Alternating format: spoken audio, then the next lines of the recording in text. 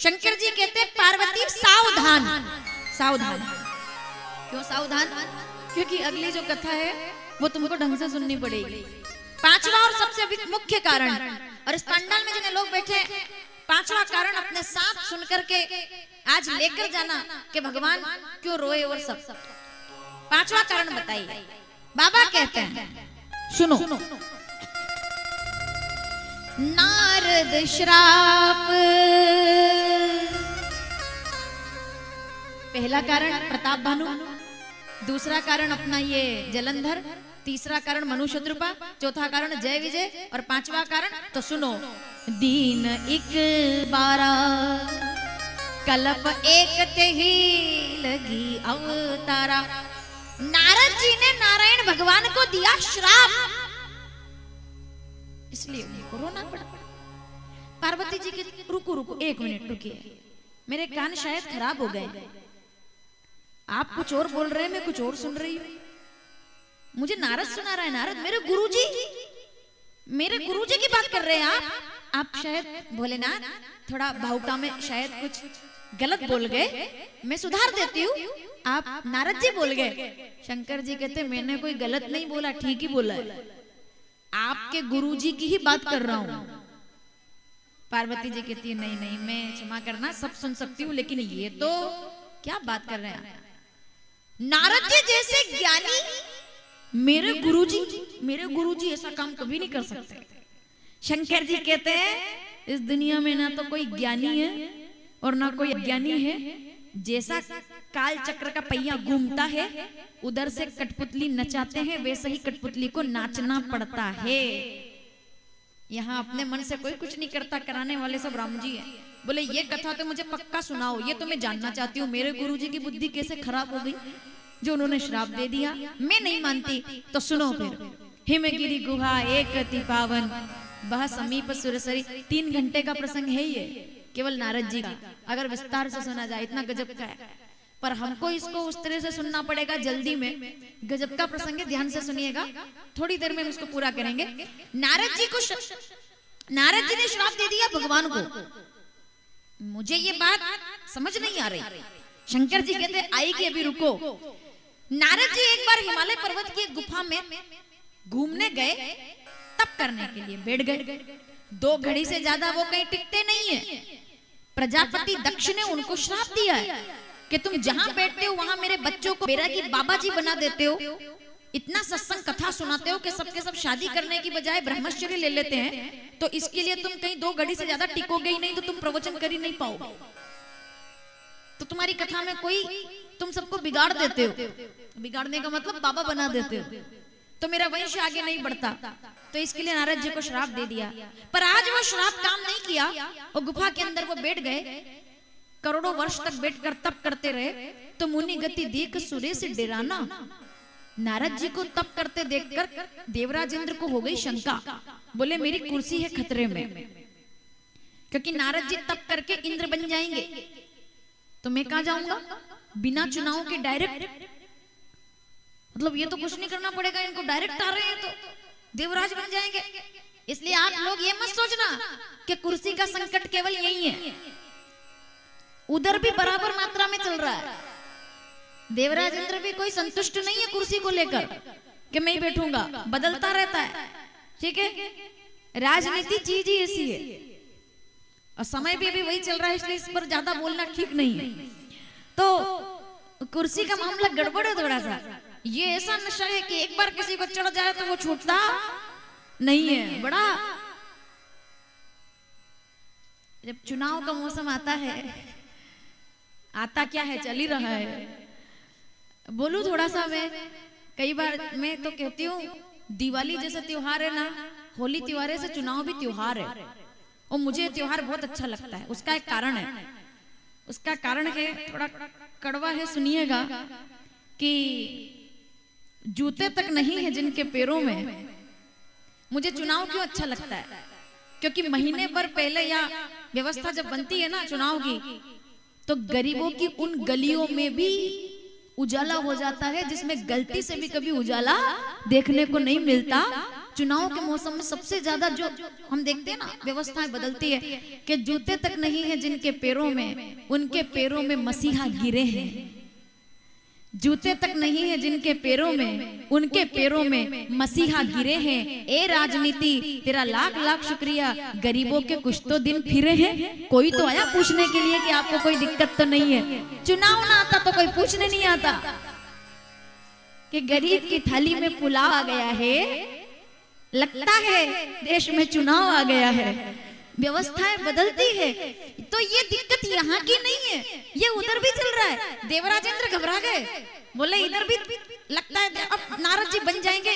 देवराज कामदेव को भेजा, बोले जाकर के इनका तप भंग कर दो, कुछ भी करो, साम दाम दंड भेद कि नारद जी आंखें खोल दे। माताओं सावधान। अब आए वो कामदेव, 3 बाण लेकर के आए कि मैं पहले बाण में नारद जी को घायल कर दूंगा। कामदेव है मेरा नाम, मेरे सामने कोई नहीं टिक पाता, मैं कामदेव। 3 कितने बाण लाए माताओं बताओ? ये आगे काम आएगा इसलिए बोल रही हूँ। 3 तीर, 3 बाण लेकर आए, ठीक है। कामदेव, नारद जी तप में थे। ओम नमो भगवते वासुदेव। ऐसे मेरे जैसे बैठो। देखो नवरात्रि चल रही है, साधना का पर्व है। नवरात्रि में बोला गया हर मंत्र महामंत्र बन जाता है। ऐसे बोलिएगा, ये पूरा पंडाल आंख बंद करके मेरे साथ नारद जी की तरफ। ओम नमो भगवते, ओम नमो भगवते। ध्यान में लग गए नारद जी एकदम करोड़ों वर्षों तक। कामदेव आए, पहला तीर निकाला, पहला बाण प्रकृति की सुंदरता का। ओहो, कलियां चटकने लगी। अरे नारद जी को मोहित करना है ना, तो फूल खिलने लगे। मोगरा, रात रानी, गुलाब, सुंदर सुंदर। और क्या फूल खिले, खुशबू ऐसी कि अच्छे अच्छे धीर गंभीर लोगों का मन भटक जाए। और इतना ही नहीं, आम पकने लगे, खुशबू उठने लगी, फलों की खुशबू उठने लगी। बैसाखी की तरह खुशबू पूरी हवाओं में फैल गई। कोयल बोलने लगी। कैसे बोल रही है? कुहू कुहू बोले कोयलिया।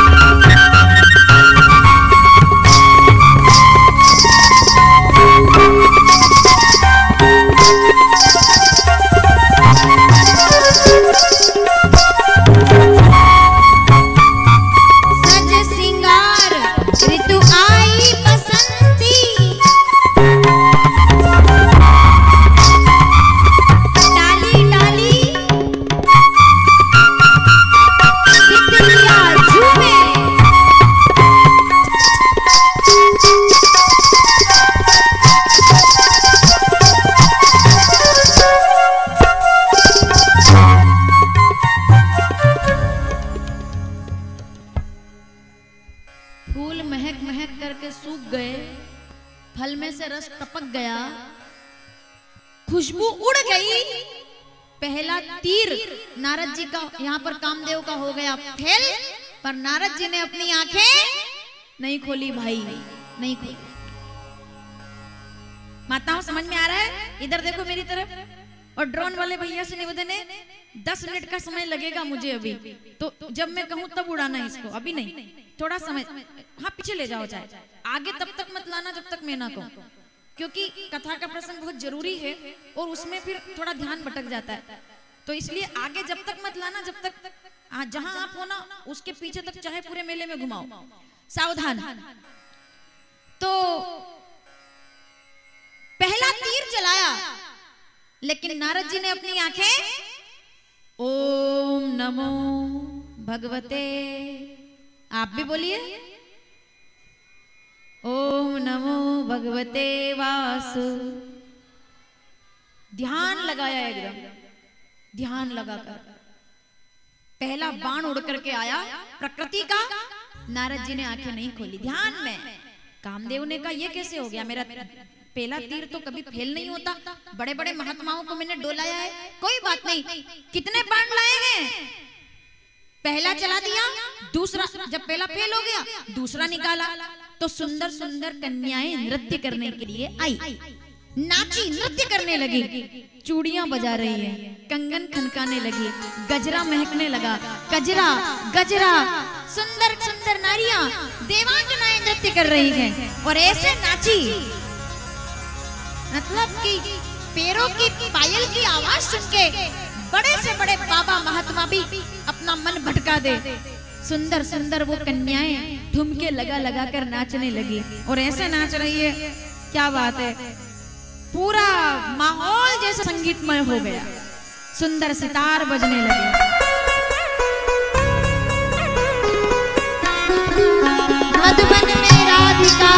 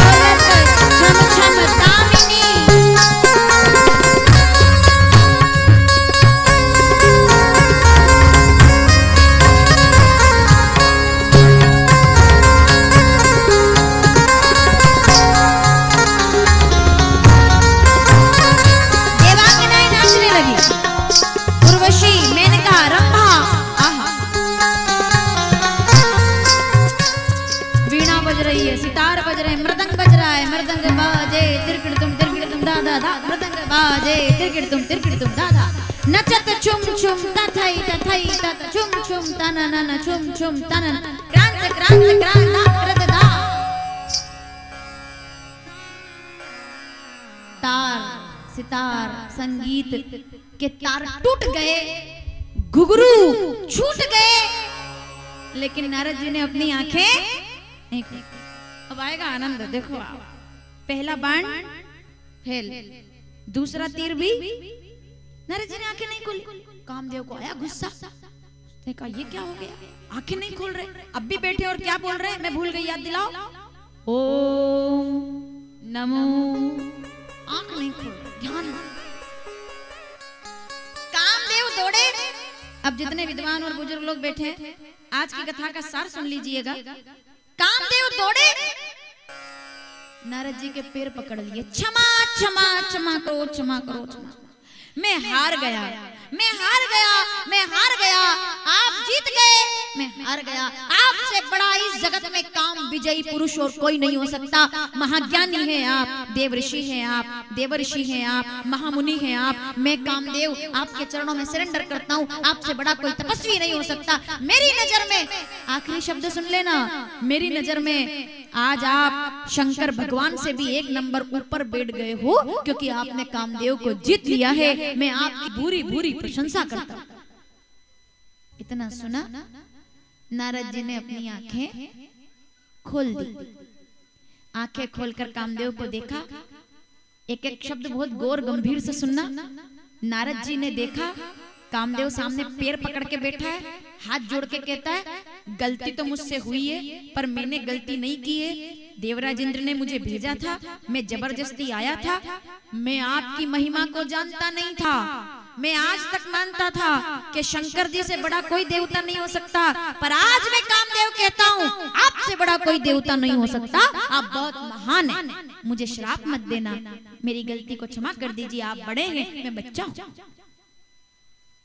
नारद जी ने जैसे ही सुना कामदेव ने कहा कि आप भोलेनाथ से बड़े हो गए मेरी नजर में, तो नारद जी एकदम ऐसे बैठ गए फूल के, एकदम सीधे हो गए। एटीट्यूड मतलब वो वाला, एकदम ग्रेटिट्यूड, ऐसे हो, कोई बात नहीं, जाओ मैंने तुमको क्षमा किया है, तुमको श्राप नहीं दूंगा मैं, चले जाओ यहाँ से। कामदेव जी चल दिए। चलिए अब जितने लोगों ने ध्यान से कथा सुनी है, कामदेव जी को जाते हुए देखिए, पीठ पर बंधा हुआ है तरकश। तरकश में कितने बाण थे, जल्दी जवाब दो। 3। कितने चलाए थे? 2। तो जब वो जा रहे हैं तो उनके तरकश में एक बाण रहना चाहिए ना, लेकिन जब कामदेव चले तो उनका तरकश खाली था। सावधान, उनका तरकश खाली था। आप कहेंगे क्यों खाली था?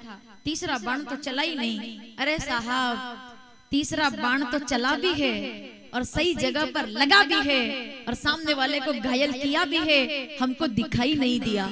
आप कहोगे कैसे?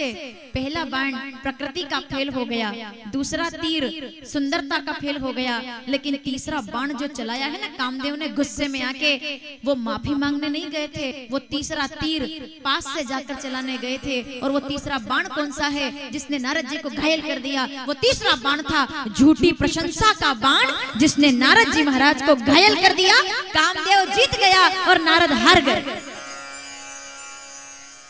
सोचो, नारद जी ने क्या सुन के आंखें खोली? बोले आप तो बहुत महान हो। इस दुनिया में जहर से भी ज्यादा खतरनाक क्या है? इस दुनिया में जहर से भी ज्यादा खतरनाक क्या है? तो सुनिएगा, झूठी प्रशंसा जहर से भी ज्यादा खतरनाक होती है, क्योंकि जहर तो एक झटके में मार देता है, पर झूठी प्रशंसा धीरे धीरे करके 7 पीढ़ियों को समाप्त कर देती है। वो झूठी प्रशंसा सबसे खतरनाक होती है, जो अहंकार को जन्म दे देती है। नारद जी को हो गया अभिमान। क्या बात कर रहे हो आप? कामदेव हारा नहीं है, तीसरा बाण चलाकर गया है और अपना काम पूरा करके गया है। नारद जी उड़ गए। बैठे रहते तो कामदेव हार जाता, उड़ गए और सबसे पहले मिठाई का डब्बा लेकर गए शंकर जी के पास कि अब मैं भी कॉम्पिटिटर बन गया हूं, आपका कंपटीशन में आ गया हूं, मैं भी कामदेव को जीत लिया मैंने। शंकर जी ने पूछा कहाँ थे नारद? बोले क्या बताऊं, रहने दो, अपने मुंह से अपनी क्या प्रशंसा करूं? बोले नहीं नहीं बताओ क्या हुआ? बोले रहने दो। शंकर जी कहते रहने दो, इतना थोड़ी वो सोचते हैं। मैंने कहा जाने तो अगली बार बता देना। बोले नहीं नहीं सुनिए मैं बताता हूँ। क्या? बोले मैंने कामदेव जीत लिया। शंकर जी कहते बधाई, लाओ लड्डू खिलाओ। मैंने कहा मिठाई लाया। शंकर जी जान गए। नारद जी जाने लगे तो कहा ए भैया सावधान, नारद बाबू जा रहे हो लेकिन सुनना, जो कथा मुझे सुनाई है तुमने कामदेव को जीतने की, वो किसी और को अपने मुंह से मत सुनाना, क्योंकि अहंकार नष्ट कर देता है आपका जितना भी पुण्य है सब। नारद जी समझ गए, हाँ किसी नहीं कहूंगा, मैं तो जानता हूँ मनी मन में कहा क्यों मना कर रहे हैं, खुद का प्रचार बंद हो जाएगा ना कि कामदेव को इनने जीता है, केवल मैं भी कंपटीशन में आ गया, मेरा प्रचार नहीं होने देंगे। बुद्धि जब खराब होती है तो विनाश काले विपरीत बुद्धि। नारद जी चले, ब्रह्मा जी को जाके बताया मैंने कामदेव जीता। ब्रह्मा जी कहते बेटा बहुत बढ़िया, किसी को बताना मत। नारद जी कहते किसी को मेरी तरक्की अच्छी नहीं लग रही। हाँ युवा लोग बैठे, मेरी एक बात याद रखना, अचानक से मिली हुई तरक्की, एकदम से मिला हुआ पैसा आपके बुजुर्गों को कभी अच्छा नहीं लगेगा। याद रखना, घोटाले से मिला हुआ धन आपका बैलेंस तो बड़ा कर सकता है, लेकिन आपके घर में शांति कभी नहीं ला सकता। आप कोई गड़बड़ करके काम और जब पैसा घर ले जाओगे तो हो सकता है आप खुश हो जाओ, लेकिन आपके माँ बाप और आपके घर के बूढ़े कभी खुश नहीं होंगे। वो पूछेंगे कि तुम कैसे लाए हो, तुमने कैसे 2 का 4 किया है। 2 का 4 करने के चक्कर में तुमने कहीं कोई पाप तो नहीं कर दिया, अपराध तो नहीं कर दिया, तुमने जुआ सट्टा तो नहीं लगा दिया। वो पूछेंगे और तब आपको बुरा लगेगा कि उससे क्या मतलब, पैसा तो पैसा होता है, चाहे ईमानदारी से कमाओ या सट्टा खेल के कमाओ, पैसा तो पैसा होता है। इतिहास गवाह है इस बात का, पैसा पैसा नहीं होता है। एक धन होता है जो जिसको लक्ष्मी कहते हैं, और वो गरुड़ जी पर बैठ करके आता है लक्ष्मी नारायण के साथ। और एक ऐसा होता है, ये जो इधर उल्लू बैठा हुआ है ना, एक उल्लू पर बैठकर आती है लक्ष्मी, उल्लू पर, उसको दौलत कहते हैं। गरुड़ पर बैठकर आती है, वो स्थिरता लाती है। उल्लू पर बैठकर कौन सी लक्ष्मी आती है? वो 2 नंबर वाला काम। हाँ, इधर से उधर, इसकी टोपी, हाँ वो वाला, वो 2 नंबर का जो पैसा है आता बहुत है। इस बात को मैं चैलेंज करके कहती हूँ, आएंगे तो एक साथ 10 लाख आएंगे, आएंगे तो एक साथ करोड़पति बना देंगे, लेकिन जब जाएंगे ना तो रोड पर भी बैठने की जगह नहीं रहती है, क्योंकि वो दौलत है। वो आती है उल्लू पर बैठ करके, और जब जाती है ना तो कुछ नहीं बचता। ये बहुत सीधी बात है। लक्ष्मी के आने का भी तरीका है। अब मैं ज्यादा नहीं बोलूंगी इस बारे में, लेकिन आपसे बात करूंगी मैं। 2 लोगों के घर में लक्ष्मी आई है, विषय छोड़ दूंगी, पूरा बाद में करूंगी। 2 लोगों के घर लक्ष्मी, वही लक्ष्मी 2 लोगों के घर आई, 2 राजा के घर। अब अपने अपने हिसाब से नाम याद करते रहना और आगे मेरी कथा को पूरा सुनना। आज नहीं, 9 दिन है अभी, ढंग से सुनना। एक राजा के घर लक्ष्मी आई तो निहाल कर दिया, जमाई के रूप में राम जी को घर लेकर के आ गई। एक राजा ने लक्ष्मी पसीना बहा करके प्राप्त की, खेत में हल चला के लक्ष्मी मिली खेत में से, वो राम जी को लेकर आ गई जनकपुरी में।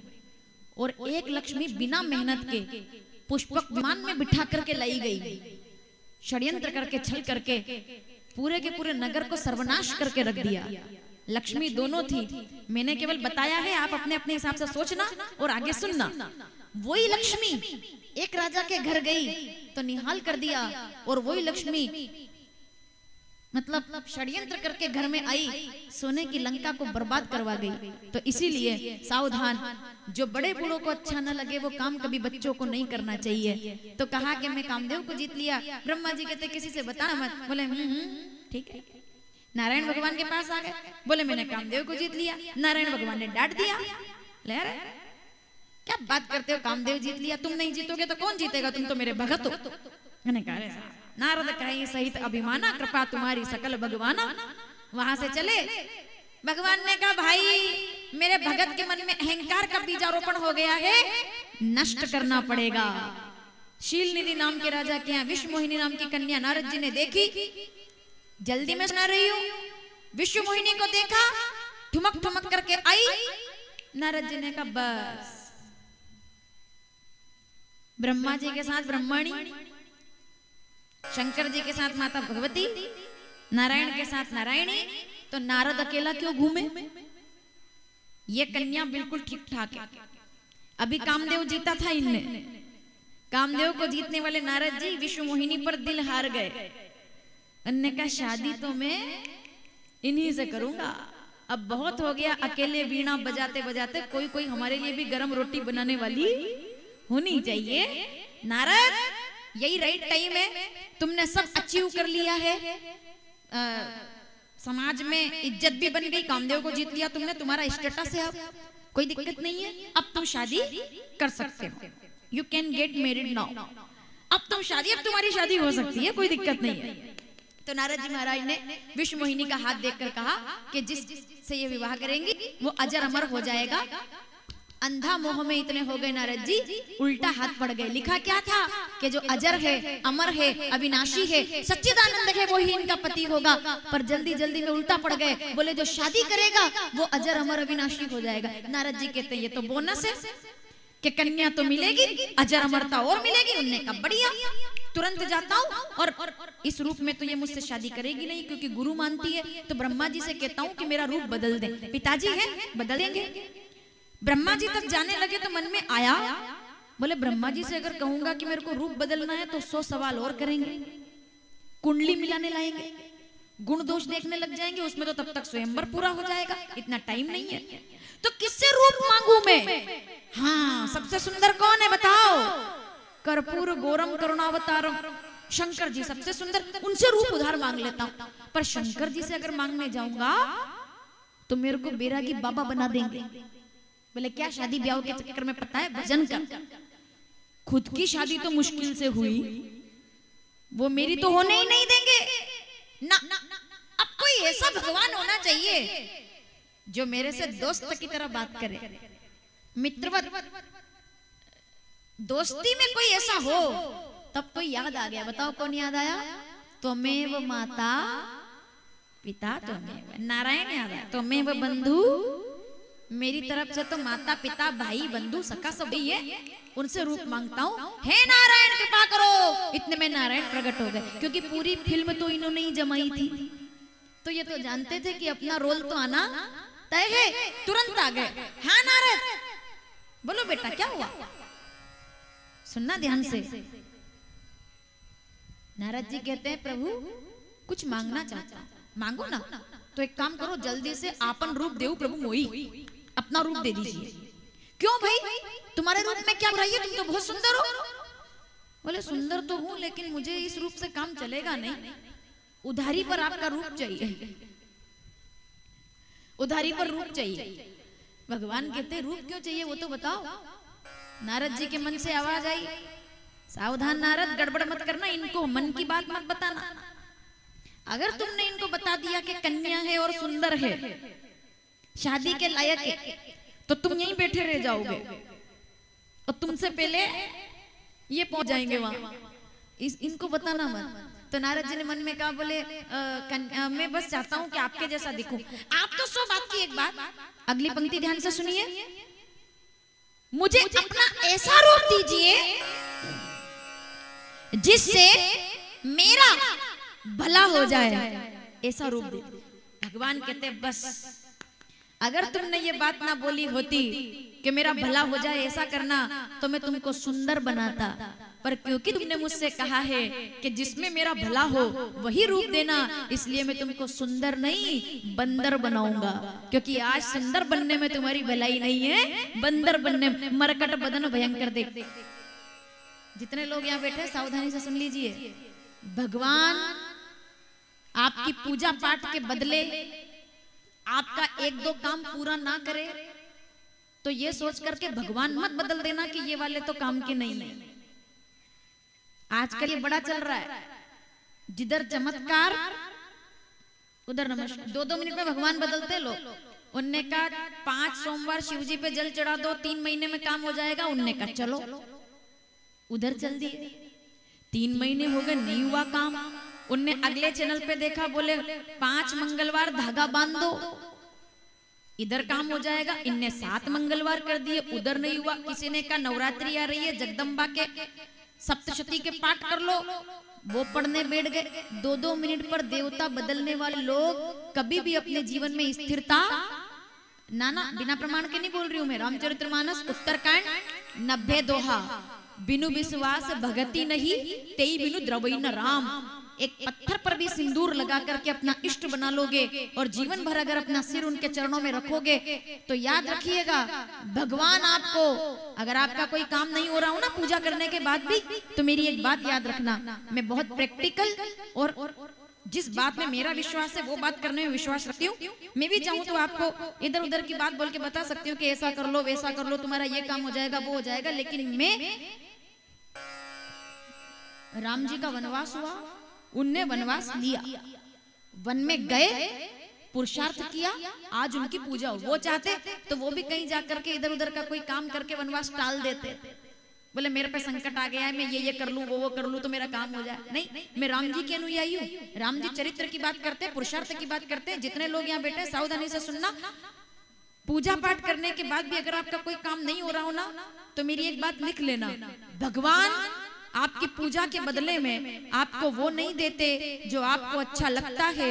भगवान आपकी पूजा के बदले में आपको वो देते हैं जो आपके लिए अच्छा होता है। भगवान आपका भला करते हैं। आपकी मनमानी पूरी करने वाले को भगवान नहीं कहते हैं कि मन में जो अच्छा लग जाए। बिना प्रमाण के नहीं बोल रही हूँ माताओं, जानते हो ना, आपका बच्चा आप उसको कथा में लाते हो तो रोज आपसे आइसक्रीम की मांग करता होगा, मांगता है। 9 दिन तक खिला दोगे क्या? बोलो खिलाओगे? प्रेम नहीं करते हो अपने बच्चों से तो फिर क्यों नहीं खिलाओगे? आप कहोगे बेटा घर चल तुझे सत्तू खिलाएंगे पर आइसक्रीम नहीं खिलाएंगे। क्यों? तो बच्चे को सत्तू अच्छा नहीं लगता पर आइसक्रीम अच्छी लगती है। पर आप उसे क्या देते हैं? सत्तू, क्योंकि आप जानते हैं कि ये फायदा करेगा। आइसक्रीम नहीं खिलाते क्योंकि ये नुकसान करेगी।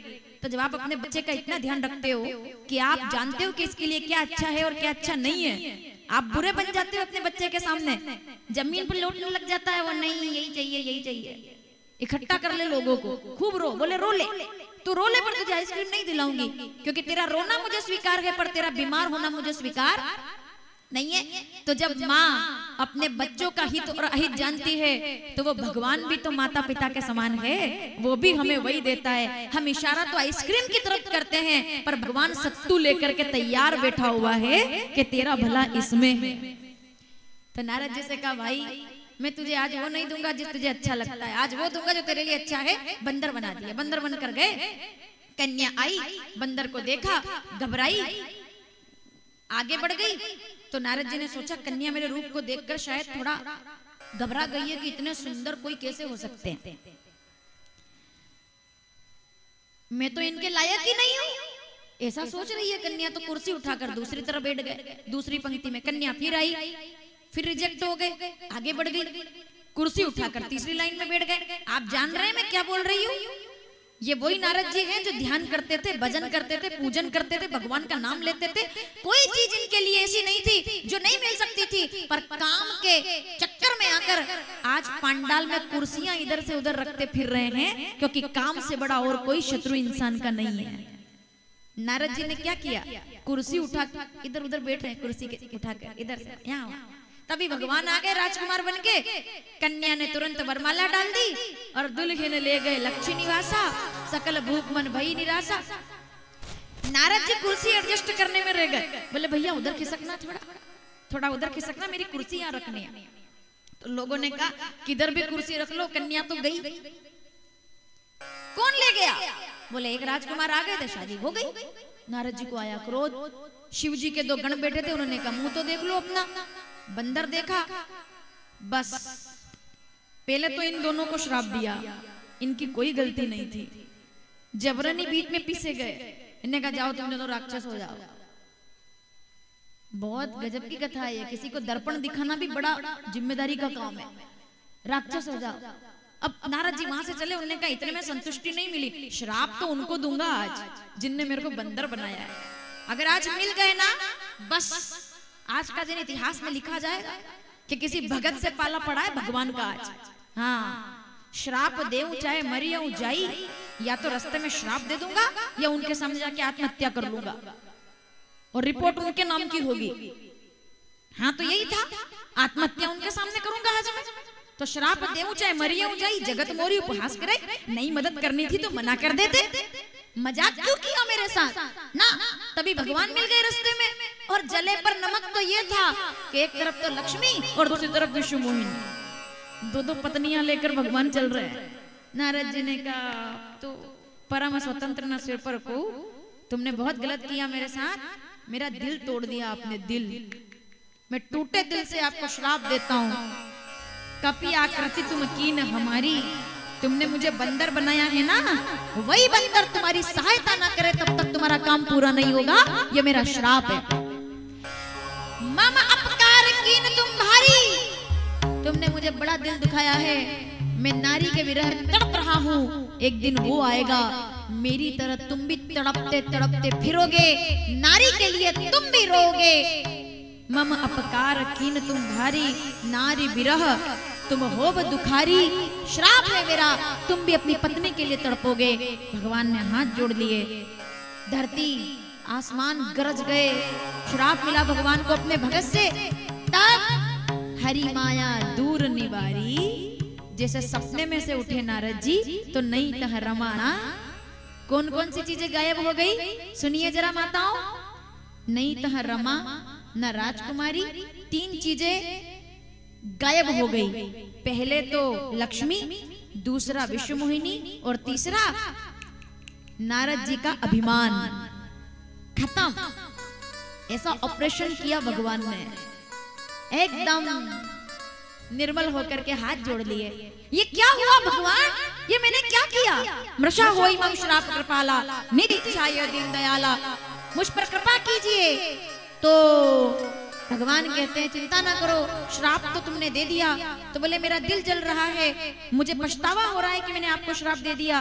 बोले क्योंकि उसका कारण है, क्योंकि तुमने कभी कामदेव जीता ही नहीं था। अरे जिस गुफा में बैठ करके तुम तप कर रहे थे, उसी गुफा में शंकर जी ने कामदेव को भस्म किया था, इसलिए तुम इतनी देर तक टिके रहे। पर तुम्हें लगा कि तुमने सब कुछ किया है, इसीलिए तुम्हारा अभिमान मिटाने के लिए मैंने ये सब किया। बोले मेरा क्या होगा? तो बोल क्या चौपाई है साहब? रामचरितमानस बालकांड 137वां दोहा, तीसरी चौपाई। अब मन जल रहा है ना, तो क्या करना चाहिए? ओम नमः जपो जाई शंकर सतनामा, जाते हृदय तुरंत विश्रामा। क्या बात है! नारायण भगवान चाहते तो कहते कि नारायण नारायण बोलो, पर नहीं, जाओ ओम नमः शिवाय पंचाक्षर मंत्र का जाप करो नारद, तुम्हारा भला हो जाएगा। जाओ धनकुंड में, कुंड में नहाओ और धनकुंड महादेव को जल चढ़ाओ, तुम्हारा उद्धार